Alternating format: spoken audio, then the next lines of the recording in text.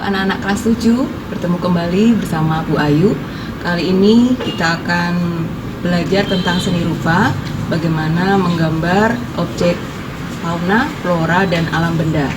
Seperti kalian yang lihat di sini, bisa menjadikan model dalam membatik. Nah, bagaimana perkembangan menggambar fauna, flora, dan alam benda? Mari kita simak pembelajaran ini bersama-sama. Anak-anakku yang hebat, apa kabarnya? Semoga kalian dalam keadaan yang sehat. Pertemuan kali ini kita akan membahas tentang menggambar flora, fauna, dan alam benda. Mari kita simak peta kompetensi pembelajaran. Yang pertama, kita akan diajak untuk memahami pengertian menggambar, kemudian yang terdiri dari objek, komposisi, dan teknik, sehingga dijadikan sebagai pedoman untuk menggambar flora, fauna, dan alam benda. Mempelajari materi menggambar flora, fauna, dan alam benda, maka anak-anak diharapkan dapat mengapresiasi dan berkreasi seni rupa, yaitu yang pertama, mengidentifikasi kekayaan dan keunikan flora, fauna, dan alam benda di Indonesia. Yang kedua, mendeskripsikan keunikan flora, fauna, dan alam benda di Indonesia. Dan yang ketiga, mengomunikasikan hasil gambar flora, fauna, dan alam benda secara lisan. Anak-anak, kita bersyukur hidup di Indonesia yang memiliki kekayaan flora dan fauna. Contoh fauna antara lain burung. Di gambar 1 dan 2 terdapat gambar burung. Salah satunya adalah gambar burung hong yang bisa menjadikan motif kain batik. Di gambar 3 dan 4 terdapat gambar bunga, adalah salah satu contoh dari flora. Dan gambar 5 dan 6 adalah contoh gambar alam benda di sekitar kita. Anak-anak, kalian bisa mengamati gambar 1.1, gambar perburuan pada dinding gua. Nah, ternyata gambar itu merupakan bahasa universal yang dikenal jauh sebelum manusia mengenal tulisan. Pada zaman purba, gambar tidak sekedar sebagai alat komunikasi untuk roh leluhur saja, tetapi juga memberikan kekuatan dan motivasi untuk dapat bertahan hidup. Menggambar adalah salah satu sarana untuk mengekspresikan diri. Menggambar tidak hanya mengandalkan imajinasi, tetapi juga terkadang memerlukan objek. Alam semesta merupakan objek yang tidak pernah habis untuk digambar, terutama kita yang tinggal di Indonesia yang kaya akan flora dan faunanya. Keindahan flora, fauna, dan alam benda merupakan sumber inspirasi dan eksplorasi dalam menggambar. Pembahasan selanjutnya adalah komposisi. Komposisi dalam menggambar dapat dibedakan dalam dua jenis. Komposisi simetris menunjukkan bahwa objek di bagian kanan bidang gambar sama atau mirip dengan objek di bagian kiri gambar. Contoh dari komposisi simetris bisa kalian lihat di gambar 1.5. Komposisi yang kedua adalah komposisi asimetris, menunjukkan bahwa objek di bagian kanan bidang gambar tidak sama atau tidak mirip dengan objek di bagian kiri bidang gambar, tetapi terkesan menunjukkan keseimbangan. Contohnya, kalian bisa melihat di gambar 1.6 sebagai gambar contoh komposisi asimetris. Anak-anakku, proses menggambar sebenarnya dimulai dengan cara yang sangat sederhana dan mudah. Jadi jangan takut untuk memulainya ya. Biasakan sebelum menggambar untuk membuat sketsa terlebih dahulu agar gambar memiliki komposisi, proporsi, dan keseimbangan yang baik. Ada beberapa tahapan yang digunakan pada saat menggambar. Yang pertama, mengetahui bentuk dasar dari objek yang digambar. mengetahui bagian-bagian dari objek gambar. Yang ketiga, menyusun atau menyambung bagian per bagian menjadi gambar yang utuh. Yang keempat, memberikan dimensi gelap terang baik hitam putih atau berwarna. Dan yang terakhir adalah tahapan memberi kesan untuk latar belakang. Kali ini Bu akan memberikan bagaimana teknik menggambar flora. Pada dasarnya, menggambar flora atau tumbuh-tumbuhan dapat memberikan pemahaman tentang keanekaragaman, keindahan, dan keunikan objek flora yang ada di lingkungan sekitar. Bagian-bagian flora dapat digunakan sebagai objek gambar, misalnya bentuk daun, bunga, dan buah.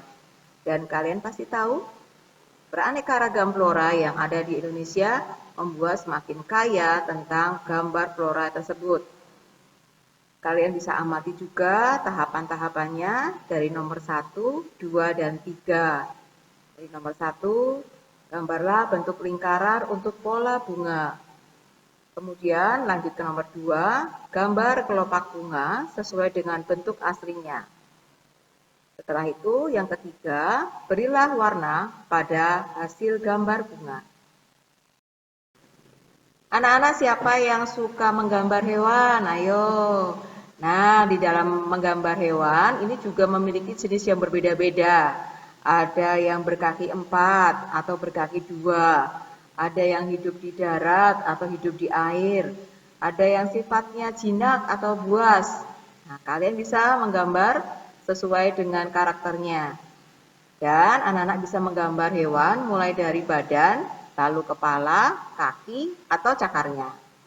Sketsa berupa bentuk-bentuk geometris akan membantu dan mempermudah dalam menggambar hewan, seperti gambar di atas. Langkah pertama adalah buatlah gambar bentuk oval untuk badan. Selanjutnya, langkah yang kedua, tambahkan bentuk kerucut untuk leher, kepala, dan ekornya. Dan yang ketiga, berilah arsiran atau warna pada gambar itu. Menggambar alam benda disebut juga menggambar bentuk. Nah, alam benda itu sendiri dibedakan menjadi dua, yaitu alam benda buatan manusia dan benda yang sudah berbentuk dari alam. Seperti contoh gambar di samping kiri ini, yang pertama langkahnya adalah gambarlah bentuk silinder dan oval. Yang kedua, buatlah setiap bagian menjadi bentuk cangkir dan piring. Dan yang terakhir, sempurnakan gambar dengan menggunakan arsiran atau warna. Dalam menggambar alam benda atau menggambar bentuk, ada beberapa hal yang perlu kalian perhatikan. Yang pertama, proporsi bentuk benda yang akan digambar. Yang kedua, komposisi dalam meletakkan benda. Yang ketiga, cahaya yang menyinari objek gambar dan akan membentuk bayangan. Yang keempat, penggunaan arsiran atau warna yang akan membentuk kesan bidang 3 dimensi. Dan yang kelima adalah penggunaan latar belakang atau background. Sebagai sarana belajar menggambar, alat dan media memiliki banyak variasi dan macamnya. Anak-anak bisa menggunakan pensil dengan bahan grafit, pensil warna, ballpoint, atau krayon. Untuk alat menggambar yang pertama adalah pensil. Pensil dibedakan menjadi dua jenis, yaitu pensil dengan tanda H dan tanda B. Pensil yang bertanda H memiliki sifat keras dan cocok digunakan untuk membuat garis yang tipis. Sedangkan pensil bertanda B memiliki sifat lunak dan cocok digunakan untuk membuat garis tebal atau hitam pekat. Lalu ada pensil warna. Pensil warna memiliki variasi warna yang banyak yang menghasilkan warna yang lembut. Anak-anak bisa menggunakan pensil warna untuk mewarnai dengan cara gradasi, dari gelap ke terang maupun dari terang ke gelap. Nah, dari antara kalian siapa yang lebih suka menggunakan krayon? Ternyata krayon ada dua jenis. Yang pertama adalah pensil dan berbentuk batangan. Kedua jenis bentuk krayon itu berbahan lunak, ada juga yang berbahan keras. Kesan warna yang dihasilkan dari krayon menimbulkan kesan lembut maupun cerah. Selanjutnya ada pulpen. Nah, pulpen ini menghasilkan gambar yang berkarakter kuat dan umumnya berupa arsiran. Dan yang terakhir medianya adalah berupa kertas. Menggambar pada dasarnya membutuhkan kertas berwarna netral, misalnya putih, abu-abu, atau coklat. Dan diharapkan bisa menyerap atau mengikat bahan perwarna. Kertas gambar yang dapat digunakan dengan berbagai alat gambar, contohnya adalah kertas pada larang. Kalau kalian menggunakan pastel, memerlukan kertas dengan permukaan yang agak kasar, misalnya kertas karton. Anak-anak, demikian tadi materi menggambar flora, fauna, dan alam benda. Menggambar dengan tema flora, fauna, dan alam benda dapat melatih imajinasi dan mengembangkan kreativitas kalian. Selain itu, juga menambah pengetahuan tentang kekayaan alam di Indonesia. Kekayaan alam ini merupakan anugerah Tuhan yang wajib kita syukuri. Selamat mencoba dan jangan ragu untuk memberikan yang terbaik. Terima kasih. Anak-anak, menggambar merupakan induk dari seni rupa. Kalian bisa mengawalinya dari mengamati objek benda, kemudian menggunakan komposisi dan mewarnai hasil gambar. Jangan lupa memperhatikan dengan komposisi, proporsi, keseimbangan, tekstur, dan gelap terang. Selamat mencoba.